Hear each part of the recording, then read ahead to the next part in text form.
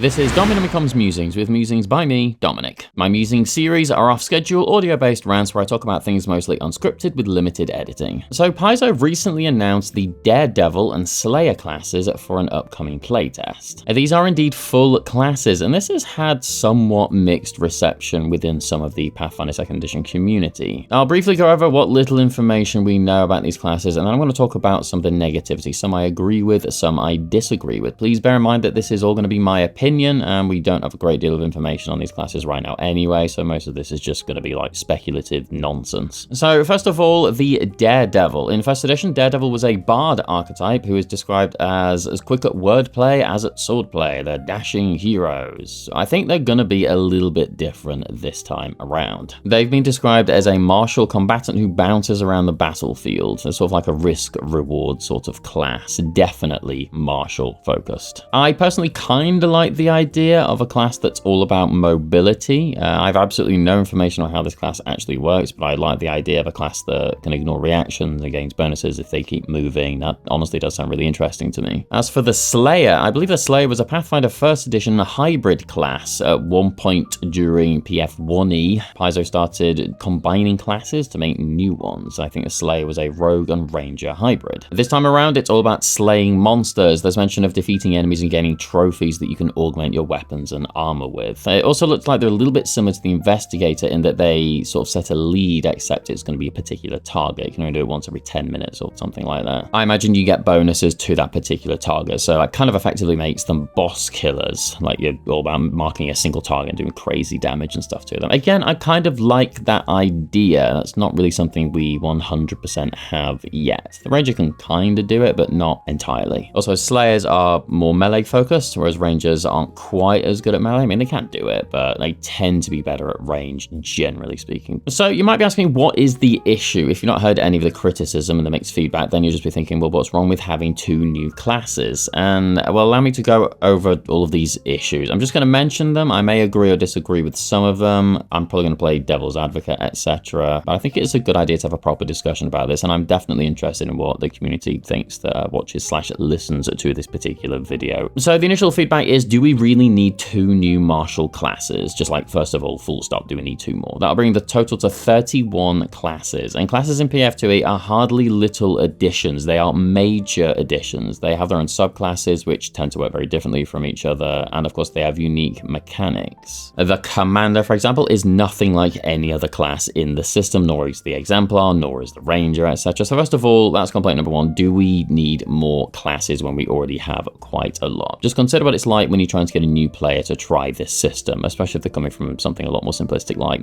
D&D 5th edition, which I think it's got like 13 classes. And the next criticism on top of that is, do we need 2 more martial classes that are kind of similar to classes that we already have? The Daredevil sounds pretty similar to the Swashbuckler, at least on paper, and the Slayer was a mix of 2 classes in 1st edition that already existed, and we have those classes in this edition also anyway. I have a slight counter-argument. I feel as though the Swashbuckler does have mobility, but they do it to gain panache, and it sounds like the Daredevil will just be doing it, generally speaking, like just full stop. I don't know how it's going to work, but it would make sense to me that they were able to turn off reactions with some innate class feature like mobility, like the Rogue gets. But then, like, if they move this turn, they do extra damage, or if they move this turn, they can do an extra thing, that sort of thing, or they do an athletics check to do a stupid thing, and they can do a certain thing.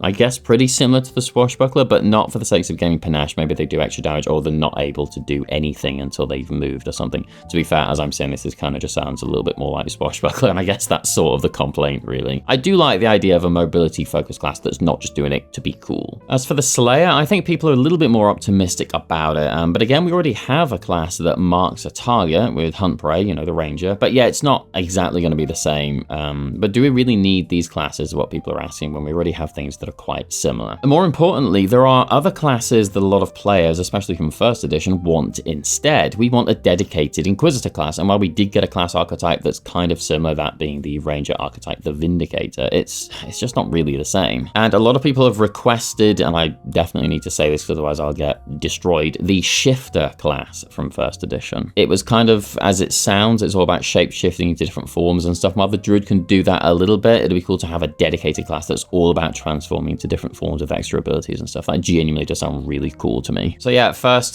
complaint was that we already already have too many classes. Second complaint is, do you really need 2 more martial classes that are kind of similar to classes we already have? And especially when there's other classes that we want instead. People have said, can we not just make Daredevil and Slayer into class archetypes or dedications or whatever? And the next complaint is people don't like the name Daredevil, which I kind of agree with, not just because it's a Marvel-based character name. It does seem a little bit silly to see like the big list of class names in the system and Daredevil is in there. It's like, I'm expecting Spider-Man to be in there as well. And yeah, I get it, Daredevil is not just a Marvel character, it's a sort of moniker, if you will. But some have suggested the name Brawler or Pugilist, Hellion, etc., which honestly all sound better to me. It definitely would be weird for a new player to be looking through the list of classes and see like, Swashbuckler, Row, yeah, Fighter, Daredevil. Why is he in here? The next criticism is people have just said stop adding classes to this system and instead expand upon the ones we already have. And I do have a strong counter argument for this, and even though I completely agree with the sentiment, especially from a GM's perspective of expanding on things rather than adding new classes. And yeah, please bear that in mind for everything that I say. As annoying as it is for a player, for a new class to be introduced, because they might want to reconsider the build or whatever, not that they have to do that, but they might want to reconsider it. It's a hell of a lot worse for a GM because we really need to know how these classes work. And while they're generally going to be balanced, it does mean it's more work for us, especially for those of us who are professional GMs. But my counter argument is this. Paizo, at the end of the day, is a business and they do need to make money. And you know what's probably going to sell more than anything in the universe when it comes to these sorts of rule books? New classes. And I wouldn't be surprised to find that the Rage of Elements book that only had 1 class in it, the Kineticist, didn't sell as well as War of Immortals that had 2 new classes in it. Although to be fair, they did do a massive amount of build-up for the lore stuff behind War of Immortals on top of that. But still, my point here is that 2 classes is almost certainly going to sell a lot more than 1 class. And ultimately, they're a business. They need to be able to make money. TTRPGs aren't big businesses, generally speaking. They're not essentially printing money like some video game companies and stuff are. And quite frankly, they need that money, and I'm happy to give them that money because they keep producing pretty amazing content. We can criticize and complain all we want, but generally speaking, PF2E is incredibly well designed, incredibly well balanced, and the issues that we have with it are rather limited and incredibly small versus other TTRPGs out there that kind of have gaping massive holes of issues. 5th edition. I hope I don't sound sycophantic towards Paizo here. I do think criticism is a good thing. I'm not saying we shouldn't criticize. We absolutely should criticize because that's how things become better. But ultimately what I'm saying is I understand kind of why they're doing this, and I think the community might be missing that point, you know, the whole money thing. I know it's not a great argument, but I think it's probably the reason we keep getting new classes. With that said, as I said earlier, I do agree with the sentiment because I would love for more class expansions and maybe some fixes for the Kineticist when it comes to mythic stuff because it just basically doesn't interact with it from what I understand. More class archetypes would be cool. Maybe not more dedications because we already have like almost 200 of those, I think. I definitely want more general feats. We're at the point now where with general feats, everyone just picks like the same 5 and that's basically it. And skill feats as well, more of those would be really cool. You tend to just take a proficiency in a certain skill and then always grab the same skill feats, generally speaking. Like